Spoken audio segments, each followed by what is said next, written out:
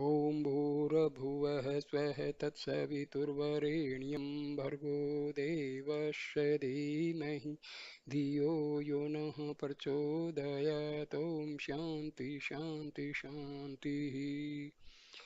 Continuing the previous video about an experience of Annamalai Swami which changed his life forever. Now I am discussing questions and answers between devotees and Annamalai Swami. Now, one question is put to Annamalai Swami by a devotee. Bhagwan said that repeating I am the self is an aid to inquiry, but it does not constitute the inquiry itself. Anamla, Anamla Swami says the meditation, I am not the body or the mind, I am the immanent self, is a great aid for as long as one is not able to do self inquiry properly or constantly. Bhagavan said, keeping the mind in the heart is self inquiry. If you cannot do this by asking who am I or by taking the I thought back to its source, then meditation on the awareness I am the all pervasive self is a great aid. Bhagwan often said that we should read and study the Ribhu Gita regularly. In the Ribhu Gita, it is said that Brahmana, I am not the body, I am not the mind, I am Brahma, I am everything is to be repeated again and again until this becomes the natural state. Bhagwan sat with us every day while we chanted extract from the Ribhu Gita which affirmed the reality of the self.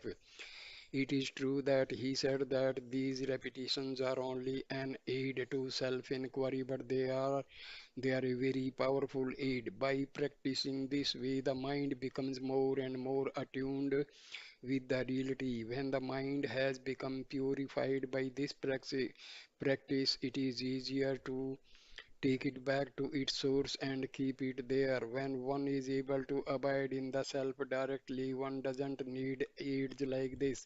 But if this is not possible, these practices can definitely help one. Another question is put to Annamalai Swami. What is the correct way to pursue self-inquiry?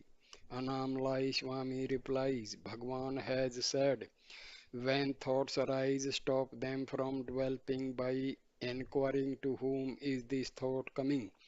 As soon as the thought appears, what does it matter if many thoughts keep coming up? Inquire into their origin or find out who has the thoughts, and sooner or later the flow of thoughts will stop. This is how self inquiry should be practiced. When Bhagwan spoke like this, he sometimes used the analogy of a besieged fort. If one systematically closes of all entrances to such a fort and then picks off the occupants one by one as they try to come out, sooner or later the fort will be empty. Bhagwan said that we should apply these same tactics to the mind.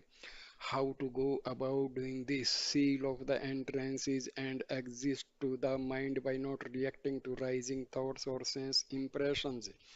Don't let new ideas, judgments, likes, dislikes, etc. enter the mind, and don't let rising thoughts flourish and distract your attention. When you have sealed off the mind in this way, challenge each emerging thoughts as it appears by asking, where have you come from? Or who is the person who is having this thought? If you can do this continuously with full attention, new thoughts will appear momentarily and then disappear. If you can maintain the siege for long enough, a time will come when no more thoughts arise, or if they do, they will only be fleeting, undistracting images on the periphery of consciousness. In that thought free state, you will begin to experience yourself as consciousness, not mind or body. However, if you relax your vigilance even for a few seconds and allow new thoughts to escape and develop unchallenged, the siege will be lifted and the mind will regain some or all of its former strength. In a real food, the occupants need a continuous supply of food and water to hold out during a siege. When the supplies run out, the occupants must surrender or die. In the foot of the mind, the occupants, which are the thoughts, need a thinker to pay attention to them and indulge in them.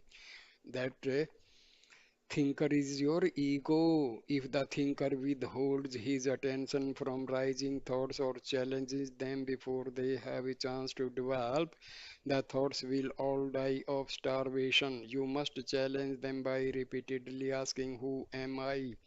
Who is this person who is having these thoughts? If the challenge is to be effective, you must make it before the rising thoughts has had a chance to develop into a stream of thoughts. Who am I? Who is the query? Am is the existence. I is the ego. Mind is only a collection of thoughts, and the thinker who thinks them, the thinker is the I thought, the primal thought which rises from the self before all others and says, I am this body. When you have eradicated all thoughts except for the thinker himself by ceaseless inquiry or by refusing to give them any attention, the I thought sinks into the heart and surrenders, leaving behind it only an awareness of See, this I thought, this is the basic thought, and this is I am the body thought. So, false thought, false I, ego, so many names. So if it merges with the Atma, no more new thoughts will arise because this ego give rise to the thoughts. Because basic thought, I am the body, this is the basic thought. Rest all other thoughts follow this basic thought. Remember, if this basic thought is destroyed, new thoughts will cease to arise from the Atma. Very, very simple thing. This surrender will only take place when the I thought has ceased to identify with rising thoughts. While there are still stray thoughts which attract you or evade your attention, the I thought will always be directing its attention outwards rather than inwards. The purpose of self-inquiry is to make the I thought move inwards towards the self. This will happen automatically as soon as you cease to be interested in any of your thoughts.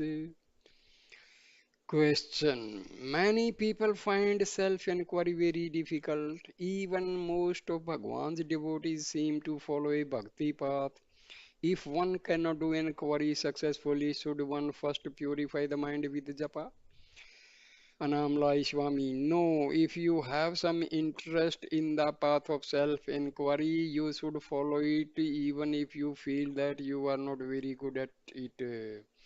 If you want to do self-inquiry effectively and properly, you should stick to that method alone. Other methods may be good in their own right, but they are not good as preparations for self-inquiry. If you are serious about becoming a good violin player, you take lessons from a good teacher and practice as much as you can. If you encounter some difficulty, you don't switch to the Nada Savram, a type of clarinet, for a few months. You stay with your chosen instrument and you keep practicing until you get it right. The best preparation for self inquiry is self inquiry only.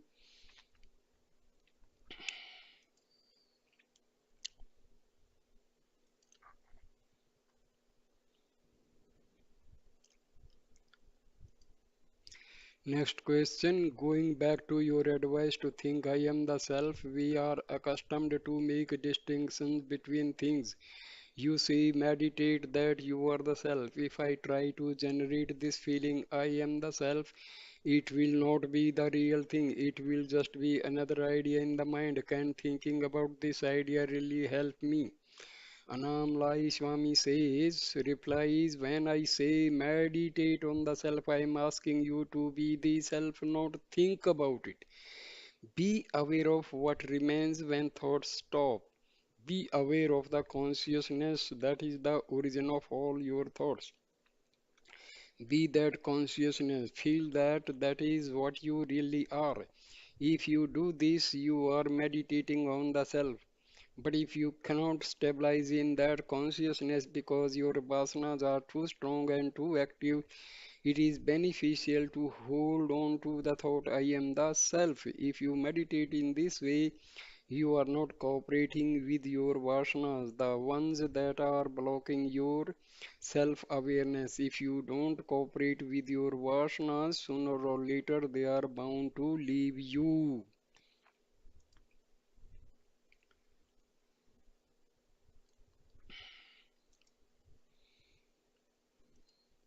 Next question is put. When I read the Ramana literature, Bhagwan often appears to be very strict and stern. Was Bhagwan as kind to you as you have been to us? Different people elicited different responses from him. In my case, the he was always kind and considerate, but you should not judge Bhagwan by his behavior. If he got angry with people or ignored them, it was always for their own good.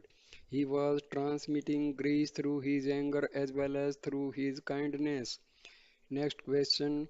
Bhagwan's body has gone now. I know intellectually that he is the self and that he is everywhere, but I still sometimes wish that I could have had the good fortune of sitting in his physical presence. I know that the body is ultimately not important, but I would feel so happy and secure if I know that I could go and talk or just sit with Bhagwans every time I had a problem. Annamalai Swami replies, everything you see is Bhagwan's body, the guiding presence that your desire is shining through all these forms and animating them. Don't be attached to Bhagwan's form or body. The real Bhagwan is beyond form and beyond death. Though water flows through the mouth of a stone tiger statue, everyone knows that it is not coming from the tiger. We all know that it is coming from the reservoir. Similarly, Bhagwan now speaks through everyone who knows and experiences him as he really is. Next question is put. You often say that satsang is important. Can I have satsang of Bhagwan even though he is now dead? I am asking this because I once had a very powerful experience of his presence while I was in Switzerland. At that time, Bhagwan had been dead for many years. Annamalai Swami, Bhagwan is at all times and in all places. Since he is the self and not any particular form, it is of little importance that the body which we took to be Bhagwan is now dead. Radio waves can be received anywhere if you tune yourself to Bhagwan's frequency, which means abiding in the self. You can be aware of him broadcasting his grace wherever you are. There is never any separation from Bhagwan. Every atom in the material universe is Bhagwan. Every act which happens in the world is done by Bhagwan alone. Every being, every form is Bhagwan's form. When you are clearly attuned to Bhagwan, you will experience clarity and peace. You will receive guidance wherever you are. So here ends this video. Thank you, my dear friends, for your patience. You watched this video. Please like it, share it, and comment on the video and subscribe my channel. Thank you, my dear friends. Namaskar.